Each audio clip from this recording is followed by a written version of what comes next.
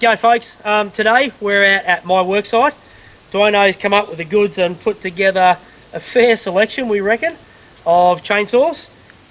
Just really quickly, we go through the Makita 36 volt. We've got the Husky 36 volt, a single battery. Yep. This is Victor's 82 volt, or in America, Greenworks. Yep. We're pretty sure. The AEG, what's that, a 58? 58 volt. 58 volt, which, what did you say it was? Echo. Possibly in the Echo. US, or at least very similar to it. Yep. Then you got the Milwaukee 18 volt. Yes. The DeWalt Flex Volt 54 volt. Yep. Ego is 56 volt. Yep. And then still over here is actually a 32cc petrol mini boss. 100%. Because as you guys start watching footage, we know for a fact that you're going to go, but what's it like compared to a petrol? That's right. Most of these companies go, oh, it's about equivalent to a 40cc, which is why we've got a 32cc unit, just to give us an idea on where it sits and where it doesn't sit with some. Correct. All right, so the main aim of this video is actually to see how the market's going against petrol. Yep. We're not really setting out to do a full in-depth comparison like we often do. No. So, as we said before, we've got the 32cc still over here. Yep. And we wondered to ourselves, do any of these keep up with it? Yep. What we've actually done is we've arranged all these saws into some groups which represent sort of how powerful they are. Yeah. At the tail end over there, we've got the Makita and the Husqvarna 36 volt units. Yep. Who are quite lagging this pack. Yeah, which is a little surprising for both of us. We weren't sure about the Husky whatsoever. Yeah. But the Makita, that was supposed to be a bit of a banger. When you first pull it out of the box, you go, gee, she's small. Where's it going to get the grunt from? Yep. Well, turns out it doesn't have that low down grunt at all. No. It does actually lag from the start, and it does cut out. Now, as we say with most of these sorts of tools, battery tools, the cutout's not necessarily a bad thing. If it protects the tool, then fantastic. Yep. But this thing does cut out fairly quickly compared to as we go up. And the Husky, super smooth, both these two. Yeah. Both we said about the vibration layer, but the grunt's just not there. Yeah, that's true. They are probably the smoothest units there. Yep.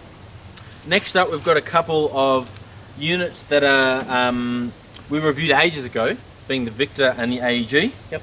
And these are very similar, and they're also very similar to Ego's 16-inch model. Yep. Which we haven't included today. So they're kind of our middle point, our benchmark, if you will, from a couple of years ago. Yeah, fair, cool. And then we step up to the top tier, and unlike the others, we've attempted to kind of order these from most powerful to least powerful. Yep. But they're all quite close. They are.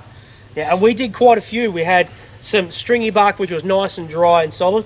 Then we also had some logs that had a bit of rot on the outside, but still stringy bark, and they were wet and had dirt in amongst it. Yeah. And depending on which log we went through, a couple of times these flipped ever so slightly, like within a second of a 15-inch, 18-inch log. That's right. But that's about right, we think. Yeah. Fastest down to here. Right, so Milwaukee, slightly faster, we think DeWalt, slightly faster Ego, and then slightly faster the 32cc still. Correct. But all very close, and the gap between, the Still and the Milwaukee here is far less than the gap between the Milwaukee and the AEG. And the Victor. That is true. So now, this group is just powerful, fast saws. Now, you've got to think about chain speed and think about torque and think about that low down. That's right. Which I'm guessing is probably torque again. Yeah. But these ones here, this one, it's like a raging bull. It wants to just keep going, but it's got a fair bit of vibration. Yeah. But it's just got some grunt. These don't feel and sound like they got that grunt, but they've got a torque that just stays there. It just keeps going, yeah. The new Ego 18-inch is really impressive. Yep. That's a really, really nice saw to use. Yep. And I would recommend that to anybody. So if we're going to answer the question that we set out to answer, do any of the cordless saws actually keep up with the petrol model? Yep. Well, in my mind, yes. Yep. These three saws here are thereabouts with a 30cc type saw. Yep. Not the 40cc that they're claiming. And I don't think everybody said 40cc. No, I think I'm Milwaukee pretty did. sure Milwaukee did. Yeah. But everyone sort of goes, oh yeah, not everyone. People go, oh yeah, they're about the same as the small petrol. Well, we're some not of them quite are there. Yeah. Some of them are pretty close. Yep. Now, a little asterisk I'd put beside that is all of these units, these battery units, will cut out. Yep. you know, you can be matching the still or the petrol unit speed for speed. Yep. But then you get a bit too gummed up, and the battery units will go, whoa, let's protect the unit a bit here. Yeah. You don't have that issue with the petrol unit. No, correct. So yes, you can go as fast as that, but you won't reliably keep up with it. Yep. Because of the cutouts that you will get when you're dealing with stringy bark, difficult large timber. You know, we were plunging these into kind of 12, 14-inch logs most of today. Yep. How these go in treated pine poles or sleepers, we didn't test. We're not really interested. Well, I'm not interested. Me in particular, I'm pretty brutal about it because there's a lot of chainsaw stuff we see people doing, you know, 6, 8, and 10-inch stuff, but it's super dry and it's a beautiful soft timber. Yeah. Australian hardwoods are exactly that. They're stuff and hard, and stringy bark in particular, it is really stringy and it drags on everything. Yeah. Even the still, you know, at 32cc, that was bogging down. It You was. should be able to hear it in some of the footage. Yeah. You can hear it bogging down. So this stuff in particular, we have not tested on a crappy light material, I'll guarantee you. Nah. And if you think we have, then you can go and get stuffed anyway, because this stuff is nasty on chains and saws. It is. Well, it's not a bad day. We've just done chainsaw comparison. We've knocked up a heap of stuff. Some quite big stuff too. Really wet, rotten stuff. Dwayno's just packing up. Let him do all the work. As usual. There it is there. That was a bit of fun. So we just want to touch on a few other things. Some of these saws have an on-off button. Yep. Got them. The Husqvarna does. The Victor does. Makita does. Makita does. Yep. That's That's it. That's it. And what is my thought on those? Well, I tend to agree with you. What's the point? How many levels of safety do we need? I agree. Like, if I'm going to quickly do a couple of quick cuts, I put 2 batteries in here, I pull that back, I press that on, then I depress the safety, then I hit the trigger. I just don't get it. Yeah. Just before, and it really showed me. I reached over before and I was going to grab, I think, the Husqvarna to just do a back cut to, you know, separate the logs that we've been cutting. Yep.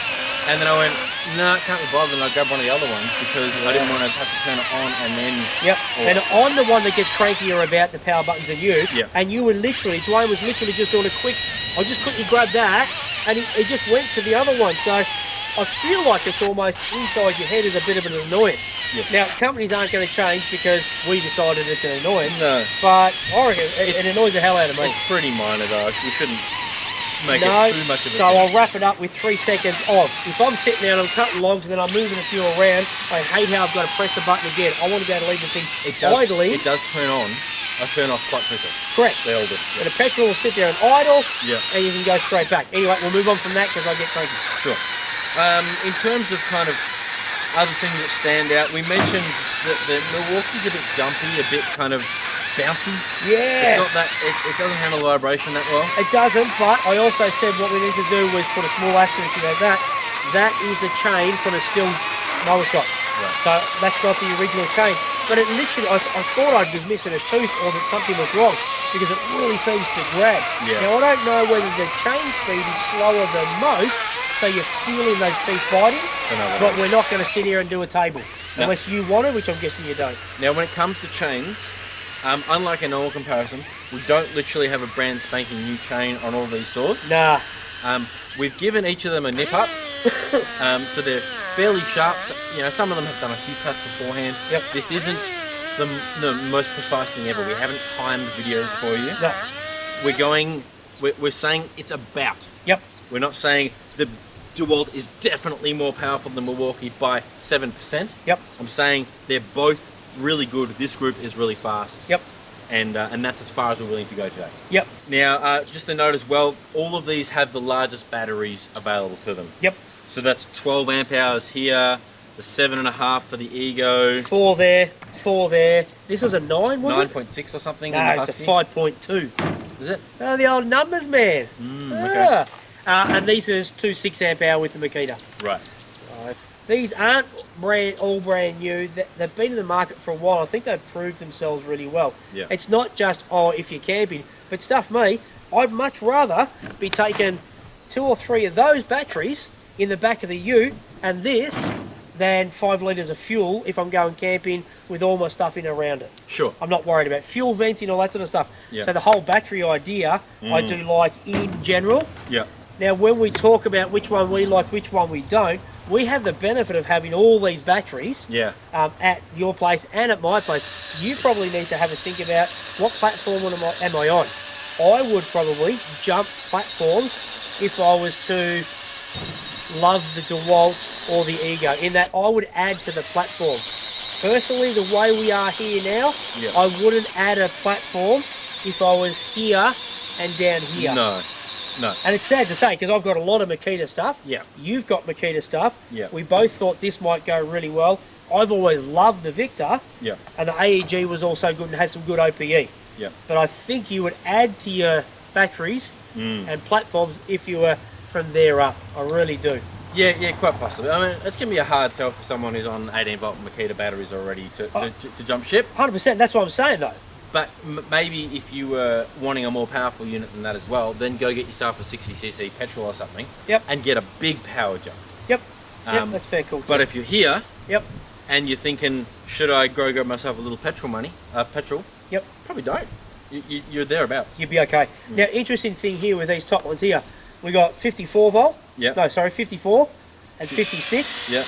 This is the only 18 in the top. This Correct. kept up with it. Yep. Now, you and I have always said that with Milwaukee, they have a tendency to not have great cutouts and want to just keep blowing the tool up, so to speak, and keep going and going. True. This thing does have cutout. We found that. Yep. But that is impressive for an 18 volt unit. Yep. Pretty good. In terms of oil leakages or anything, was there any big standouts or issues? No, there wasn't. And man, that's Oilgate. Everyone wants to talk about it. Yeah. We haven't had massive issue with oil. Now, these have been here. Some of these have been here on site for months, and I've been using them heaps. I think the DeWalt for me leaked a little bit at the start, but not tons. It hasn't leaked at all for me for the last couple of months. Well, it's because you don't use it. Yes, I have. The Milwaukee, I think, leaked a little bit, but nothing crazy. So, I don't know. I'm not seeing a massive oil issue. One thing I will say, the new Ego seems to spray a lot of bar lube on, and there seemed to be quite a bit all over the chainsaw. So I don't know what I was doing, but I noticed spatters of it. Yeah. So there's plenty going on the chain. Might be an argument long term to say there's too much oil being used, but we haven't found that we use too much today. Little quick note that we failed to mention so far.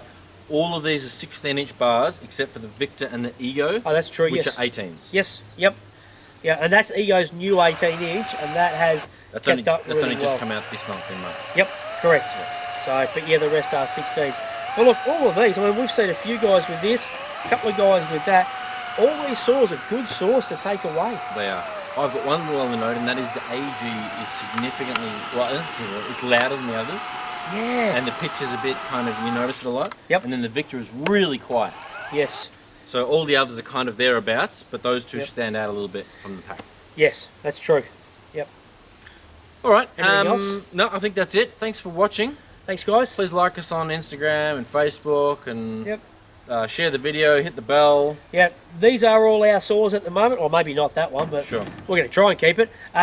Hit us up because we should be able to answer any little questions Yep. if you have further on. But yeah, please like, share the video, let all your friends know about it. Yep. Thanks for watching, guys. Cheers, guys. Bye.